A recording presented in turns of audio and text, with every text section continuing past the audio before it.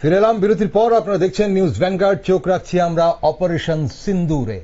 আর এই মুহূর্তে পাকিস্তানের থেকে প্রতিক্রিয়া উঠে এসেছে। পাকিস্তান প্রধানমন্ত্রীর কাপুরুষোচিত হামলা চালিয়েছে ভারত, বদলা শীঘ্রই। পাকিস্তানের হামলার পর প্রথম প্রতিক্রিয়া উঠে এলো পাক প্রধানমন্ত্রীর। পাকিস্তানের সেনাদের একজোট হওয়ার বার্তা দিয়েছে প্রধানমন্ত্রী শাহবাজ শরীফ। আমরা এই মুহূর্তে চলে যাব আমাদের প্রতিনিধি অঙ্কিতা বর্ধনের কাছে। কি আপডেট রয়েছে এই ব্যাপারে, কি খবর রয়েছে তা জানবো। অঙ্কিতা, শুনতে পাচ্ছ তুমি আমাকে? একদমই শুনতে পাচ্ছি। অঙ্কিতা, কি আপডেট রয়েছে? দেখো, আজ একেবারে সকাল থেকে কিন্তু আমাদের নজর রয়েছে, যেহেতু মিশন সিন্দুর ইতিমধ্যেই আমরা দেখতে পেয়েছি যে গোটা বিশ্ব জুড়ে একটা সাড়া ফেলেছে, এবং তার মধ্যেই যে খবর আমরা পাচ্ছি যে এই হামলার পর ভারতের পক্ষ থেকে যে বিভিন্ন ঘাঁটিতে, বিশেষ করে 9টি ঘাঁটিতে হামলা চালানো হয়েছে, তারপরে কিন্তু এবার পাকিস্তানের প্রধানমন্ত্রীর কোনো ধরনের প্রতিক্রিয়া বা সেখানকার প্রশাসনিক কর্তাদের কোনো ধরনের প্রতিক্রিয়া আসে কিনা তার দিকেই কিন্তু আমাদের একেবারে ভোর থেকেই নজর ছিল। কিন্তু এই মুহূর্তে একেবারে পাকিস্তানের প্রধানমন্ত্রী শাহবাজ শরীফ তিনি কিন্তু একটি টুইট করলেন। সেই টুইটে রীতিমতো তিনি ভারতকে বিশ্বাসঘাতক বলে আখ্যা দিয়েছেন। ভারতকে বিশ্বাসঘাতক আখ্যায়িত করে পাকিস্তানের প্রধানমন্ত্রী শাহবাজ শরীফ তিনি একেবারে বলেছেন এই টুইটের মধ্য দিয়ে যে তারা পাকিস্তানের অর্থাৎ ভারত পাকিস্তানের ভেতরে 5টি জায়গায় কাপুরুষিত আক্রমণ চালিয়েছে, এবং এই ঘৃণ্য আগ্রাসনমূলক পদক্ষেপে শাস্তি ছাড়া পার পাবে না, শাস্তি কিন্তু এবার পেতে হবে ভারতকে। একেবারে সেই কথাই কিন্তু টুইট করে জানিয়েছেন প্রধানমন্ত্রী। এছাড়া গতকাল দেখো, একেবারে মধ্যরাতের পর পাকিস্তানের আজাদ কাশ্মীর এবং পাকিস্তানের কয়েকটি শহরে ভারতের যে ক্ষেপণাস্ত্র হামলা, সেই হামলা চালানো হয়, সেই কথাই কিন্তু এক বিবৃতিতে বলেছেন পাকিস্তানের প্রধানমন্ত্রী। এছাড়া শাহবাজ শরীফের মূলত বক্তব্য হচ্ছে যে কোনো উস্কানি ছাড়া ভারত নাকি এই হামলার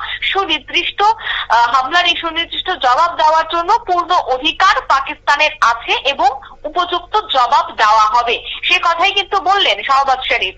এছাড়া তিনি এও বললেন যে দেশবাসী সশস্ত্র বাহিনীর পেছনে ঐক্যবদ্ধ আছে। উল্লেখ করে শাহবাজ শরীফ আরো বলেন যে আমাদের মনোবল এবং সংকল্প অটুট রয়েছে। পাকিস্তানের সাহসী কর্মকর্তা এবং সেনাদের একজোট থাকার বার্তা এই মুহূর্তে শাহবাজ শরীফ দিয়েছে। দেখো, শাহবাজ শরীফের যে টুইট, সেই টুইটকে নিয়ে ইতিমধ্যেই কিন্তু প্রধানমন্ত্রীর দপ্তরে আরো একটি বৈঠক হতে চলেছে বলে আমরা সূত্র মারফত জানতে পারছি। কিন্তু শাহবাজ শরীফ যে একেবারে আনকট বলেছে যে তাদের শক্তি এবং সংকল্পের জন্য যে হুমকির মোকাবেলা, সেটাও নাকি তারা করবে এবং ভারতকে তারা পরাজিত করবে। দেখো, পাকিস্তান কিন্তু সবটাই জানে যে তাদের ক্ষমতা কতটুকু রয়েছে এবং ভারতের সামরিক ক্ষমতা কতটুকু রয়েছে, সেটাও পাকিস্তান ভালো করে জানে। তবে এই মুহূর্তে যেহেতু হামলা হয়েছে, সেক্ষেত্রে প্রধানমন্ত্রী অর্থাৎ পাকিস্তানের প্রধানমন্ত্রী এমন ধরনের প্রতিক্রিয়া দেবে, সেটাই স্বাভাবিক। তবে শত্রুপক্ষ অর্থাৎ তাদের বক্তব্য অনুযায়ী যে তারা শত্রুপক্ষকে বিনাশ করবে, কিন্তু শত্রুপক্ষকে বিনাশ কথা বললেন পাক প্রধানমন্ত্রী, এর পেছনে যে কোনো ধরনের যুক্তি নেই সে কথা কিন্তু পাক প্রধানমন্ত্রীও জানেন। ইতিমধ্যেই পাকিস্তানের বিভিন্ন যে নিউজ চ্যানেল রয়েছে তাদের মূলত দাবি হচ্ছে পাকিস্তানে নাকি মাত্র 5 থেকে 6 জনের মৃত্যু হয়েছে, যদিও সেখানে সেই সংখ্যা 80 থেকে 90, কিন্তু তারা কিন্তু সবটা বিষয় এখনই খোলাসা করতে চাইছে না, তাদের ব্যর্থতা তারা প্রকাশ করতে চাইছে না। অন্যদিকে ভারতের যারা কূটনীতিবিদরা রয়েছেন, ভারতের যারা প্রাক্তন সেনা কর্তারা রয়েছেন, তারা বলছেন এটা শুধুমাত্র শুরু, বাকি কিন্তু আরো অনেকটাই রয়েছে।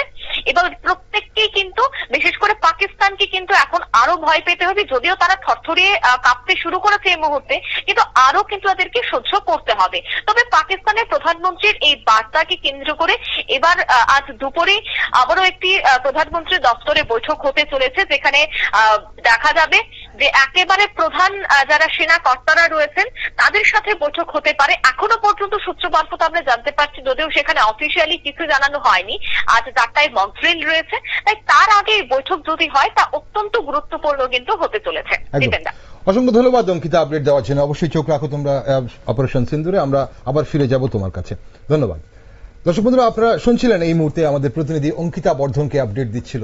প্রত্যাঘাতের পথ অবশ্যই বেছে নেবার স্বপ্ন দেখছে পাকিস্তান, কিন্তু প্রত্যাঘাত পাকিস্তান কতটা করতে পারবে, কতটা করতে সক্ষম তা নিয়ে কিন্তু সংশয় শুধু পাকিস্তানের জনগণের নয়, গোটা বিশ্বেই কিন্তু রয়েছে। কিন্তু এই মুহূর্তে যেটা সবচেয়ে বড় খবর, অপারেশন সিন্দুর চালিয়েছে ভারত।